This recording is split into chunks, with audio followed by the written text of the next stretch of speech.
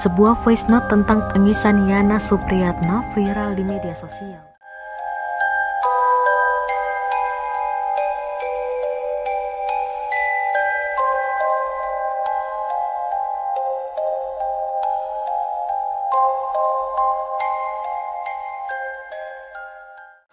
Assalamualaikum warahmatullahi wabarakatuh. Selamat malam teman-teman. Kembali lagi bersama gue Bro Juan dalam program Cilor, cerita lokasi horor.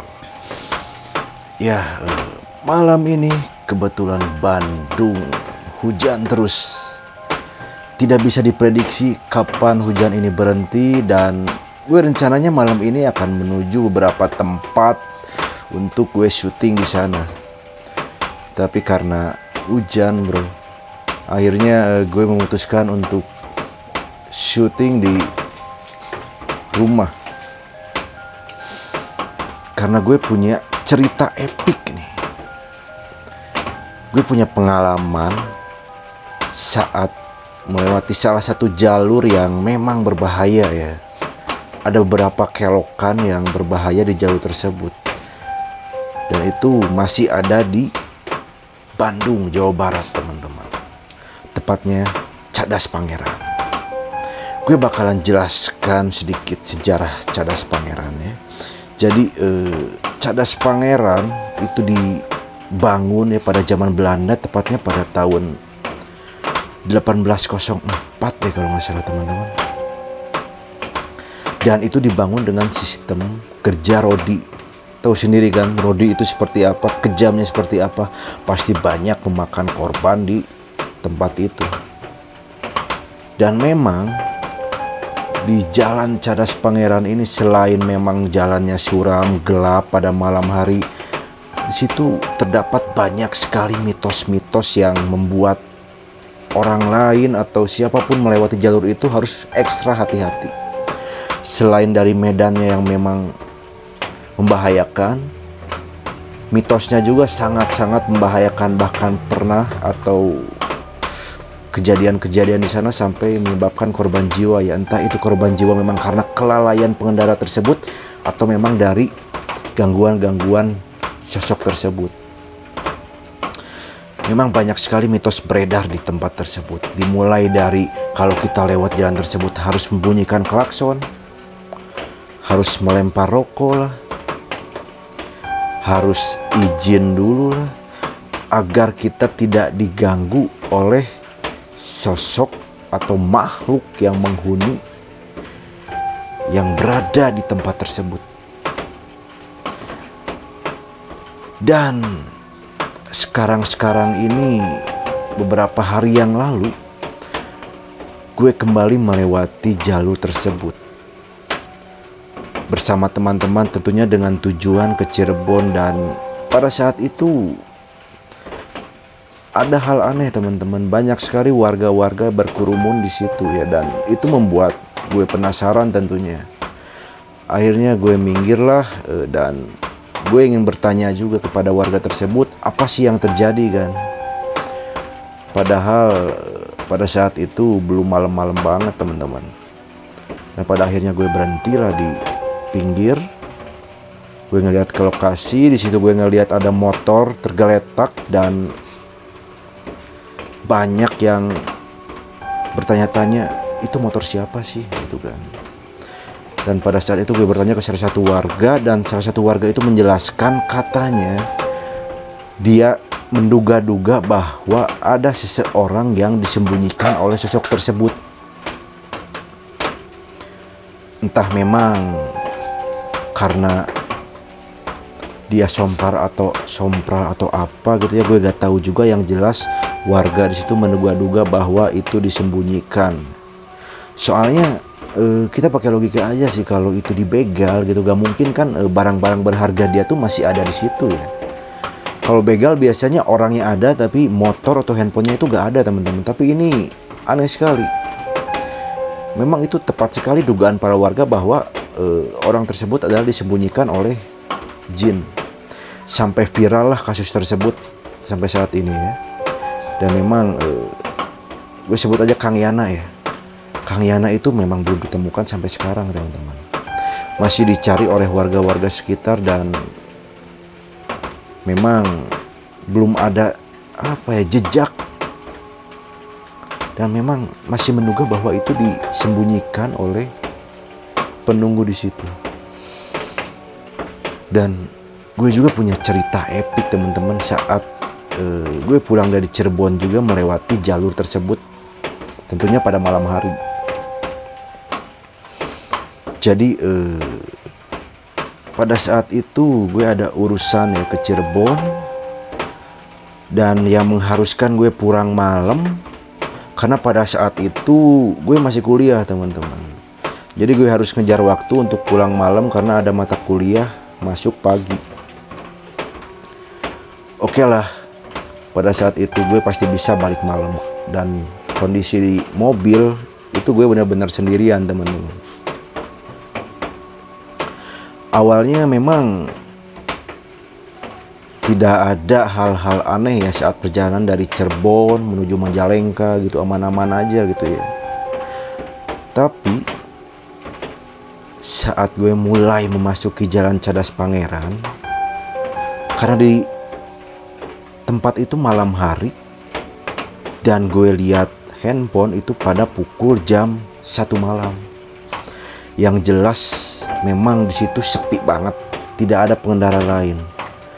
Paling sesekali hanya ada truk besar ya. Dan itu memang mau gak mau harus gue salip teman-teman. Karena memang truk besar itu berjalan lambat. Dan pada akhirnya di jalan tersebut gue menemukan satu truk. Tidak ada kendaraan lain. Akhirnya gue salip. Dan gue agak memacu kendaraan karena untuk mengejar waktu tersebut. Nah, tibalah gue kurang tahu juga, lupa ya teman-teman. Pokoknya di salah satu belokan yang pinggirnya tuh banyak bebatuan tebing gitu. Di situ gue melihat ada salah satu sosok, entah manusia ya. Soalnya wujudnya jelas banget teman-teman. Jadi kayak sosok cewek yang berdiri di pinggir jalan. Wow. Dan dia tuh berdiri menghadap ke jalan. Ya mungkin emang iya gitu. Pada malam hari dia mau naik bis atau nunggu elf gitu. Atau nunggu jemputan di jalan yang seseram itu. Wow, gue di situ agak melambatkan mobil ya karena gue penasaran kok cewek tengah malam berdiri di pinggir jalan di jalan yang seseram ini. Dan memang pada saat itu dia berdiri di salah satu lampu jalan ya yang membuat perhatian gue tuh langsung tertuju ke arah tersebut karena itu jelas banget. Ditambah kesorot dengan lampu mobil gue teman-teman. Itu jelas banget. Di situ gue agak melambat. Dan anehnya si sosok tersebut dia tuh tidak melakukan gerakan atau semisalnya kayak mas ikut dong atau mas tolong dong gitu kan. Dia hanya posisinya tuh hanya diem, tangan ke bawah, muka ke bawah dengan tatapan yang tatapannya tuh datar teman-teman. Jadi situ gue teringat pesan dari nenek gue ya. Katanya kalau melewati jalan Cadas Pangeran tersebut, kalau melihat apapun itu di jalan tersebut, orang lah atau misalkan kayak ada beberapa orang yang nongkrong di situ atau tiba-tiba ngelihat ada motor mogok atau mobil mogok, jangan pernah berhenti. Katanya kamu harus tetap lanjut, jangan pernah berhenti di situ. Karena bisa saja itu begal atau memang sosok penunggu di Cadas Pangeran tersebut. Oke lah. pada saat itu gue langsung aja lewati aja, tapi memang sosok tersebut serem sih. Dulu gue ngiranya itu sosok kuntilanak teman-teman, karena gue dulu tuh sempet masih nggak percaya lah. Itu tepatnya pada tahun 2016, gue masih nggak percaya tentang hal-hal goib tersebut ya. Gue ngiranya itu kayaknya kuntilanak yang kayak di TV-TV gitu ya, atau mungkin itu orang jahat buat mancing gue berhenti terus ngebegal gitu. Sampai tiba di saat gue sudah keluar dari jalur cadas pangeran tersebut, terjadi keanehan di mobil. Pada saat itu, saat gue melewati tanjakannya tidak terlalu curam ya. Mobil terasa berat. Mobil terasa berat, gue ngegas berat, tumben gitu ya. Padahal itu gigi 2 teman-teman. Kok gigi 2 biasanya gas gitu kan langsung kenceng gitu ya. Tapi kok ini agak berat gitu kan. Seperti gue membawa beban yang banyak gitu. Padahal di situ posisi gue sendirian dan barang pun tidak terlalu banyak teman-teman. Hanya ada tas dan sedikit bingkisan teman-teman. Di situ gue gak mikir hal-hal negatif ya. Mungkin aja ini ban kempes gitu kan. Positif aja ban kempes. Oke lah, gue lanjut aja. Nah, di saat gue menemukan jalan yang memang agak ramai nih ya, ada penerangan lah, terus banyak rumah-rumah warga juga. Gue sempat berhenti di situ buat ngecek ban. Gue berhentilah di pinggir jalan. Gue cek ban, tekanan ban, kok kayak biasa aja gitu kan, nggak kelihatan ada ban yang kekurangan angin lah. Dan bahkan pada saat itu gue pakai nitrogen teman-teman, karena nggak mungkin kan biasanya kalau nitrogen itu tiba-tiba hilang gitu kan, padahal sedang di perjalanan. Meskipun hilang biasanya karena mobil itu jarang dipakai, tapi itu kok bisa berat gitu kan mobil. Oke lah, di situ gue lanjutkan perjalanan karena pada saat itu sudah menunjukkan pukul 2 pagi. Oke, pada saat itu gue lanjut perjalanan dan memang di situ mobil masih berat teman-teman. Dan yang alangkah kagetnya lagi, saat gue melihat spion, gue melihat ada sosok yang duduk di belakang. Dan lebih menyeramkan lagi, itu adalah sosok yang gue lihat sebelumnya di jalan cadas pangeran tersebut, dengan muka yang lusuh, rambut yang acak-acakan, dan dia menatap ke spion dengan tatapan yang datar. Wow, di situ gue benar-benar kaget, benar-benar panik. Yang gue bisa lakukan hanya terus berjalan, karena di situ gue sedang melewati area yang banyak pepohonan, dan di situ benar-benar nggak ada rumah warga, nggak ada lampu jalan yang harusnya. Oke lah, gue ingin berhenti gitu kan, tapi di situ gue nggak bisa berhenti teman-teman. Gue terus melanjutkan perjalanan dengan perasaan yang takut banget gitu, deg-degan banget. Gue gak berani lihat spion tengah lagi. Gue terus melanjutkan perjalanan sampai tibalah gue di salah satu jalan yang ramai. Gue di situ berhenti. Gue benar-benar panik. Gue di situ ngerokok dulu sebatang. Gue benar-benar panik teman-teman. Gue benar-benar takut, dan di situ gak ada orang satupun. Jam 2 pagi dong, gak ada orang satupun. Gue di situ hanya bisa, oke berhentilah. Gue nelpon teman-teman yang emang bisa gitu. Gue nelpon teman-teman yang masih bangun gitu kan, dan pada akhirnya adalah yang ngangkat gitu kan. Bro, anjir gue bener-bener panik, lo bisa kesini nggak? Ini mau masuk area Jatinangor. gila, di mobil ada yang ngikut gitu kan. Mobil gue bener-bener tiba-tiba berat, kata dia gitu. Waduh bro, nggak bisa katanya, motor lagi dipinjam gitu kan. Dan memang menurut mitos di sana gitu, kalau memang ada yang ngikut gitu, ya udah lo lanjut aja terus katanya. Nanti juga dia bakalan turun sendiri.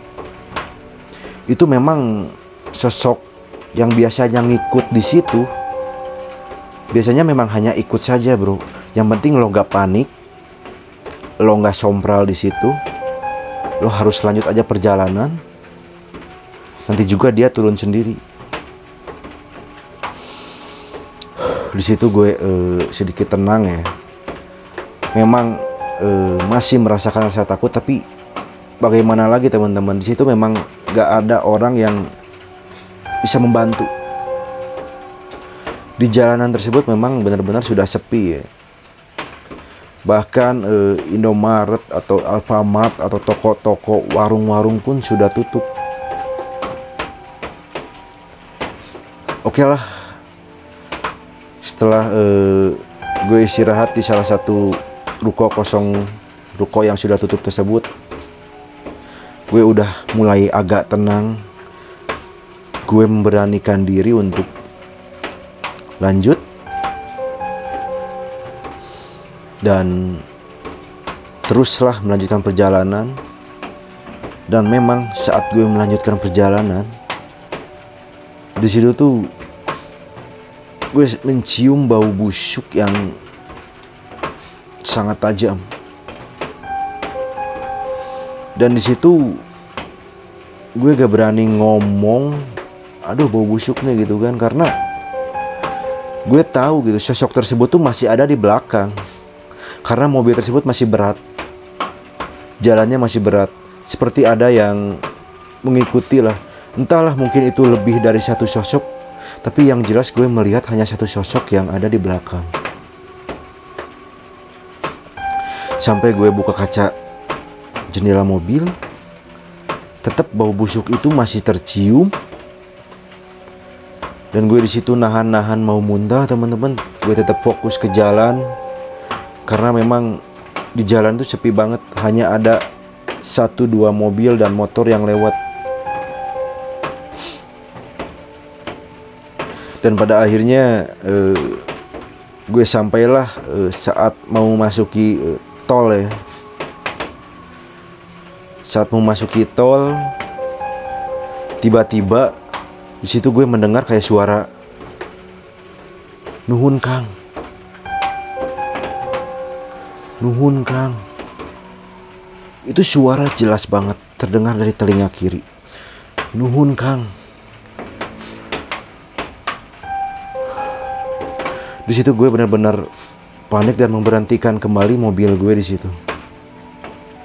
Gue buka kembali pintu dan gue istirahat kembali di situ sebelum masuk tol.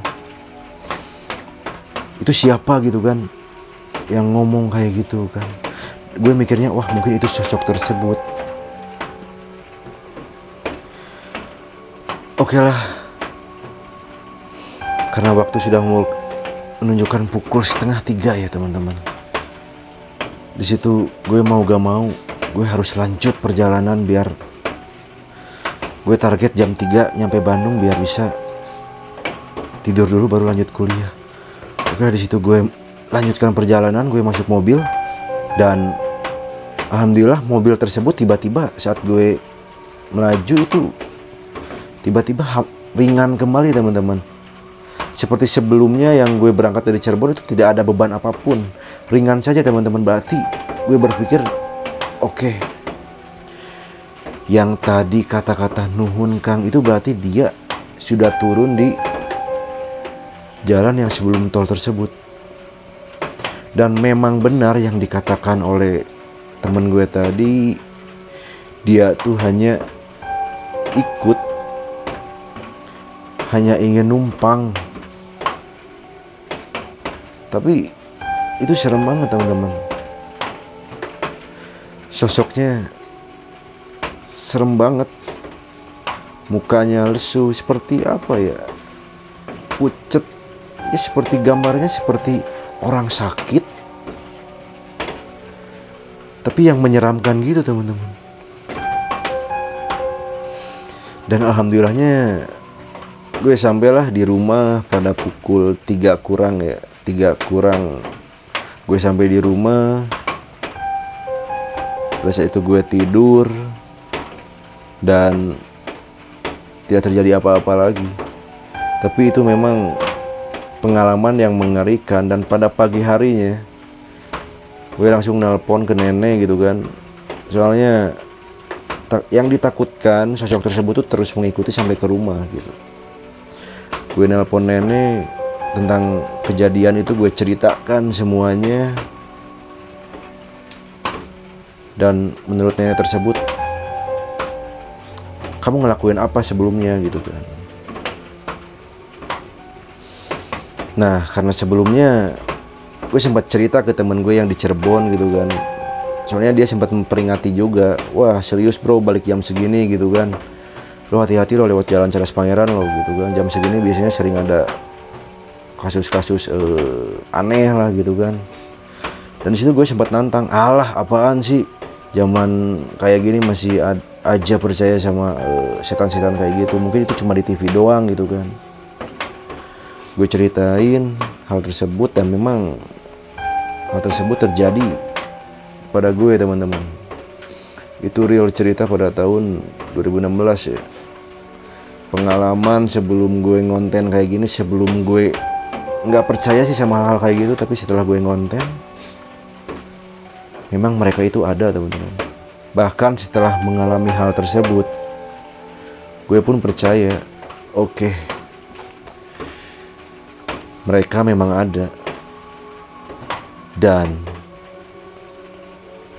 memang kalau kita melewati jalan-jalan yang mempunyai histori mistis yang kuat, jangan pernahlah kita menantang-nantang hal tersebut ya. Jangan pernah. Karena memang menyeramkan sih ketika kita mengalami hal yang gue alami tersebut teman-teman. Dan pesan juga untuk teman-teman, pokoknya selalu hati-hati ya. Ada baiknya kalau kita berkendara itu jangan malam hari lah. Kalau memang nggak buru-buru banget mah mending kita berkendara pada pagi hari gitu kan. Apalagi kalau kita melewati jalan-jalan yang banyak orang bilang itu angker. Dan semoga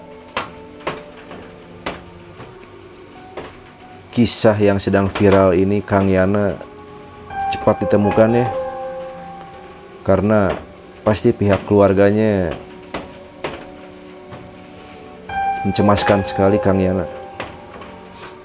Tapi gue juga menduga-duga itu disembunyiin jin ya, atau disembunyiin oleh sosok yang ada di situ. Entah Kang Yana sebelumnya melanggar pantangan di situ, sompral seperti gue gitu kan, gue gak tahu juga.